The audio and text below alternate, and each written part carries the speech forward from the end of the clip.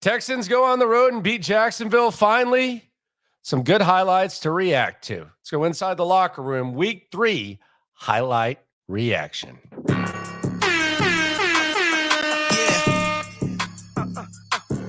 Yeah. It's the locker room on YouTube. You know what it is. Let's get it. Hey, locker room. Yeah, we in the locker room. Texas talk. Yeah, you know what we. Welcome to the locker room, number one source for Texans daily digital content. I'm Landry Locker. You can hear me Monday through Friday, 10 to 2.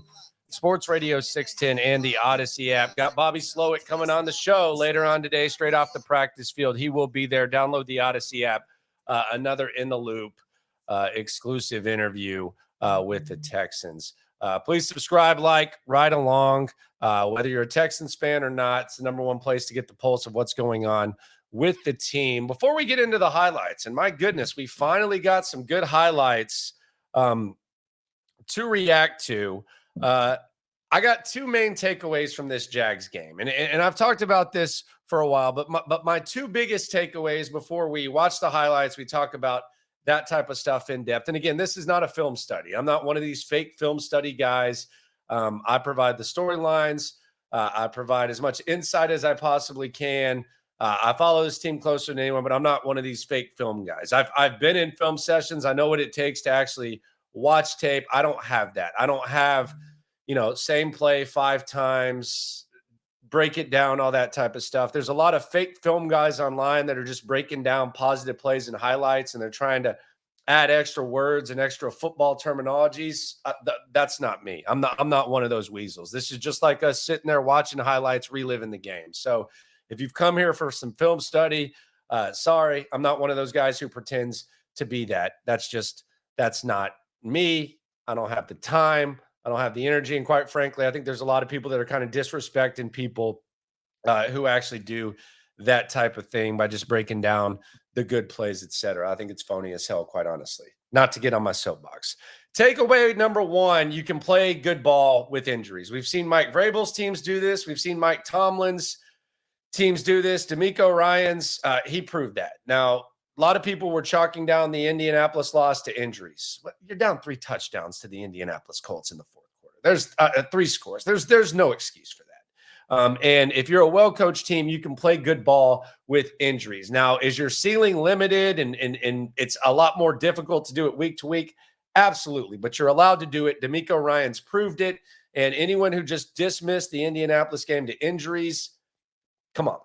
We saw it. And it's good to see, and it's a thing of beauty to see. Takeaway number 2, the Jags are flawed frauds. And hear me out on this. I'm not sitting here saying the Jags suck. I'm not sitting here saying the Texans are better. What I am saying is the Jags backed into a division title last year because Tennessee got banged up. The Jags are not just this team that you can chalk down as a 10 or 11 win team, like the Las Vegas win-loss total. And the Jags aren't a team that can really even sleepwalk against a team that's beat up like the Texans. They got to bring their A game. Buffalo, Kansas City, teams like that, they can come out flat. They can start off a game slappy. They can be down 17-0 at half and come back. The Jags, you did against the Chargers last year in the playoffs. That was great. That had as much to do with what the Chargers got going on their sidelines. I think we're starting to see that kind of as this season goes on. But the Jags, there's different steps in the process. In different layers. The Jags are a layer above the Texans right now, but it's a very flawed team, and they are not top tier good. So that's where they are fraudulent. They're compete for AFC South title good, but they're not top tier good. So you can play good ball with injuries, and the Jags are top tier frauds. Let's react to the highlights here. It hasn't been fun the first couple of weeks, but this one will probably be a little bit more fun. We start with 13:23 remaining in the first quarter. Texans have already given the Jags 27 free yards. You had the return out of the end zone by Boone to the 13 instead of taking a knee and getting at the 25, and then you had the kick catch interference. Jacksonville takes over. Travis Etienne, who the Jags, they said they wanted to run for what, 250 yards? Yeah, they did not get that done. Ridley, who you see that, you think, it might be a long day. They're going to go at Shaq Griffin. but he's failing to catch balls. Then we have the field goal attempt miss. I think this was an important part of the game because this was where the Texans, you can see D'Amico, he's excited. Look at that. You come out sloppy, you give them 27 free yards, and then there's no consequence. So you basically get to wipe the slate clean right there. This is the 2nd and 7. There was a hard running from Dameon Pierce, and I think this is where they're going to take the shot with Tank. You can see Tank starting out right here. By the way, Tank Dell has only had 21% of his snaps in the slot, but this is where Slowik gets in the bag a little bit. Play action. That toss, man, just unbelievable. To the goal line, you can see Tank Dell. Too short for what? He gets down to the goal line, and then CJ Stroud, he's feeling it. They go down there, hand it to Pierce. Pierce, front of the home crowd, at least around the area where he's from. A lot of family in the stands. He hands it to Shaq Mason. Boom. Texans up 17-0. This was interesting too, because this was the Texans with a 7-0 lead, looking to kind of expand it. And it looked like maybe they were going to be able to run the ball a little bit more effectively than they did early on. That wasn't the case if you look at the stats. But I thought they ran the ball effective enough. Loves Robert Woods on 3rd down, doesn't he? Mechie in motion. Seems like he kind of stumbled a little bit there. Goes right back to him, though. And Mechie picks up the they actually kind of a bad spot, but they end up moving the chains. Incomplete pass there from CJ. Jacksonville gets the ball back, right back on the ground. Etienne, Bigsby, Etienne again. Run defense still not great, kind of middle of the league, not as bad as it was at the start of last year. Then this was interesting to me. I thought this was a key moment as well. It's 3rd and 3. Doug Peterson has this reputation, or he did have a reputation in Philly as kind of an aggressive guy. You've already missed a field goal. Texans have scored. This was kind of a cocky decision by Doug Peterson. I thought maybe he would go for it here, but I people talk about the message to the team and the message you send your team. I think he kind of felt that the Texans weren't going to score enough points to where they needed, 7 instead of 3 as much as they would maybe against the Kansas City Chiefs or someone like that, which rightfully so. But I kind of think he might have overestimated himself, and we're about to see Will Anderson do his thing on this. Block the field goal. And sometimes I thought he was going to scoop that and score, by the way. But sometimes when you kick a 51-yard field goal, it's easier to block. Big play by Will Anderson. And Bobby Slowik kind of going for the jugular. Stroud stepping up in the pocket right there. There's that guy again, Robert Woods. He loves going to him on 3rd down. 3rd and 6. Little Tank Dell action. Chains move. This was the 1st and 15. I thought this was a very important play. You get the 1st and 15. CJ Stroud, all you heard him coming out of Ohio State. And I think it was a valid criticism based on what was going on.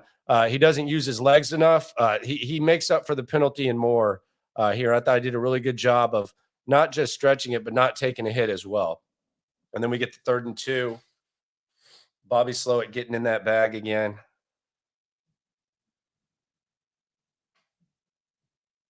Little Brevin Jordan action. I guess they skipped that, but Brevin Jordan touchdown there, 14-0. Now, this is where you think, okay, maybe Jacksonville is going to rally, but look right here, 109, and they had multiple opportunities. Look at Eric Murray getting ready. You can see where this is going.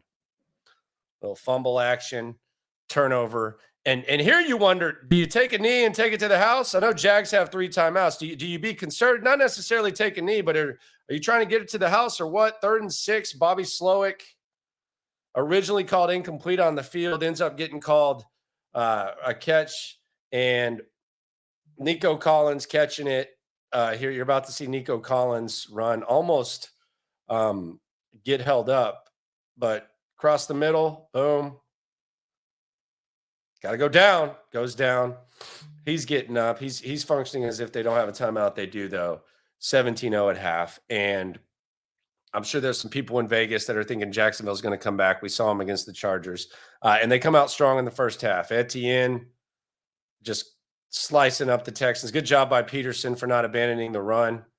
Lawrence goes back. Etienne again. Etienne 20. About to get the pass interference on Jimmy Ward. Could have gone either way. I didn't see Jimmy argue too much. Get the ball on the 1. And all you Travis Etienne fantasy owners pissed off because Tank Bigsby comes in and completely swipes. He goes for the robbery, as they used to say on Jersey Shore. Takes the touchdown, boom, 17-7. Immediately wondering, damn, here we go again. Same old Texans, right?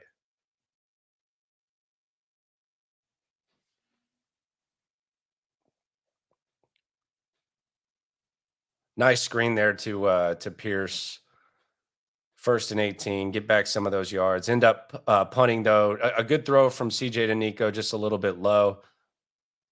Underneath. I mean, this is where, the Texans, if anything, they gotta keep them out of the end zone. 3rd and 6. Lawrence. No, sir. That's discipline right there. It's good stuff. Bait him into it. Once again, the field goal, 17-7. And this is where you're kind of a little bit nervous. The live line is moving. Andrew Beck, you see him right here. Keep an eye on this guy. He actually played with this guy before, and they kind of joked before the game. I heard Andrew Beck say this today on Pardon My Take. You're not going to kick it short to me. You can see he's not all the way back, so he's definitely trying to kick it short. That's not as far back as he typically is. Boom, he kicks it to Beck. Boone comes in, runs into him, get out of the way, and then play the game. You got speed. Get off me, 25.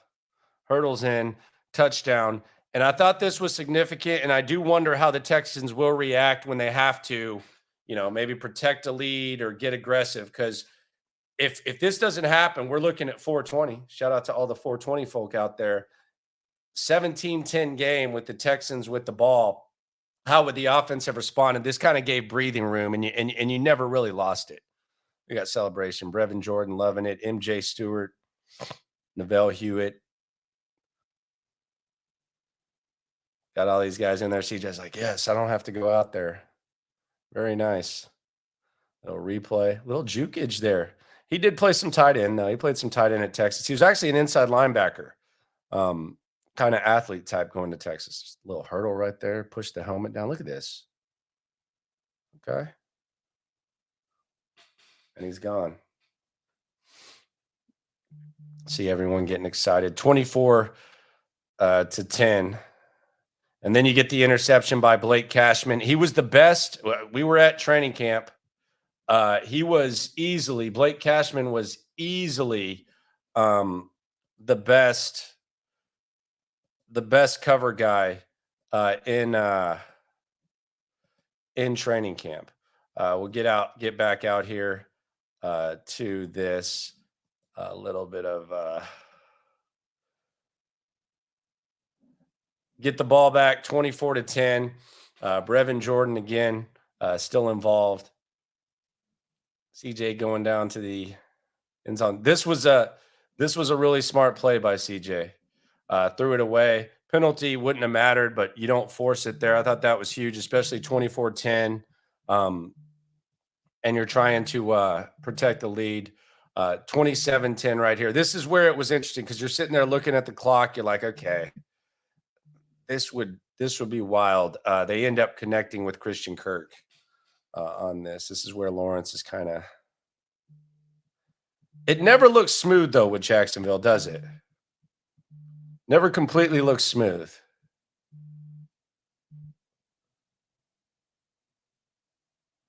11:45. You're just sitting there if you're a Texans fan. Please clock, please clock, please clock. Will Anderson very close there. Calvin Ridley. I mean, they were just letting him have that. That's just to keep him in front. This is the coverage bust right here. I don't know what happened. I don't know if it's a bust or not. I don't know. Something happened. Maybe Murray's supposed to be over the top. But this is where it's interesting because it's 27-17, 10-point game, 10-40. Very, very attainable for the Jags. And it's not quite a 7-point lead, but this is where Bobby Slowick's got to go in that bag a little bit and see what he can do. And this is where you kind of drop the hammer on him, and Bobby Slowick puts him away. We're about to get the tank TD. So here we go. 2nd and 8. Pierce, hard run, boom, 2 yards out. Now this is this is the Slowick play of all plays. CJ steps up in the pocket. Notice how good he's stepping up in that pocket. Tank Dell gone. Florida dude, had to have felt good for him. Tank Dell, now not available in as many fantasy leagues as he was heading into this.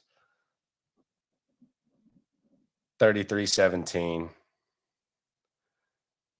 34 with the extra point. And that's basically church. That's all that she wrote. Peace out. Look at him. Throwing up the peace sign like Tyreek. And then this is just kind of whatever. Okay, Trevor.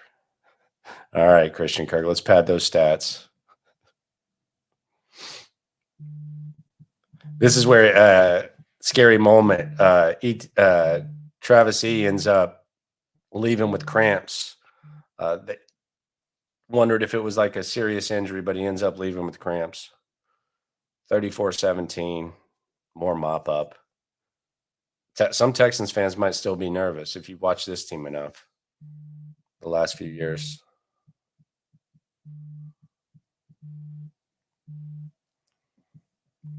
Pressure, boom, throw it away.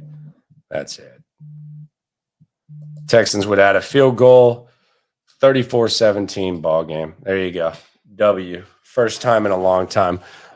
Please subscribe, like, ride along. Bobby Slowick joining the show earlier today. This has been the Locker Room Weekly Highlight Rundown. I'm Landry Locker. Remember, when it comes to this Texans stuff, whether you're a Texans fan or not, we're all in this together. Have a good one. Appreciate you for coming through. We in the locker room, Texas talk, yeah, you know what we about to do. Localize every angle's what we really do. We the